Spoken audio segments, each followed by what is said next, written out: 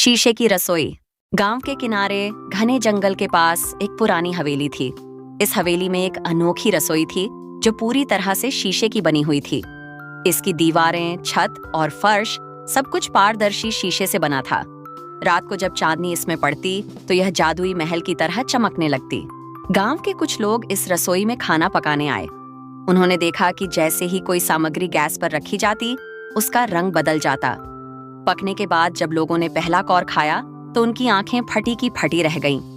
यह खाना न केवल स्वाद में बेहतरीन था, बल्कि उसमें कुछ अजीब सी बात भी थी, जैसे यह उनकी पुरानी यादों को ताजा कर रहा हो। गांव के बुजुर्गों ने बताया कि यह कोई साधारण रसोई नहीं थी। इस रसोई में जो कुछ भी बनाया जाता था, वह इंसान की सबसे गहरी यादों और भावनाओं को जीवंत कर देता था। अगर कोई दुखी मन से खाना पकाए तो वह खाना कड़वा हो जाता, और अगर कोई खुशी से पकाए तो स्वाद अविस्मरणीय हो जाता। गांव की एक लड़की आर्या इस रसोई के रहस्य को जानना चाहती थी। वह एक रात चुपचाप रसोई में गई और कुछ पकाने लगी। लेकिन जैसे ही उसने पहली रोटी बनाई, शीशे की दीवारों में हलचल होने लगी। उसे महसूस हुआ कि इस रसोई में कोई अदृश्य शक्ति छिपी हुई थी। अचानक रसोई के शीशे में धुंधली आकृतियां बनने लगीं।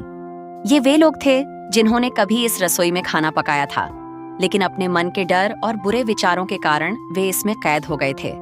आर्या को समझ आ गया कि अगर इस रसोई में खाना पकाना है तो मन पूरी तरह से शुद्ध और सकारात्मक होना चाहिए। आर्या ने निश्चय किया कि वह इस रसोई को श्राप से मुक्त करेगी। उसने पूरे प्रेम और सकारात्मकता के साथ एक विशेष मिठाई बनाई। जैसे ही मिठाई तैयार हुई, शीशे की दीवारों से रोशनी निकलने लगी और आत्माएं मुक्त होकर स्वर्ग में चली गईं। इसके बाद गांव के लोग बिना किसी डर के इस रसोई में खाना बनाने लगे। वे समझ गए कि सच्चा स्वाद केवल मसालों से नहीं, बल्कि मन की भावना से आता है। शीशे की रसोई अब रहस्यमयी नहीं थी, बल्कि एक जादुई जगह बन गई थी, जहां प्यार और शांति के साथ बनाया गया हर व्यंजन स्वाद में बेमिसाल होता।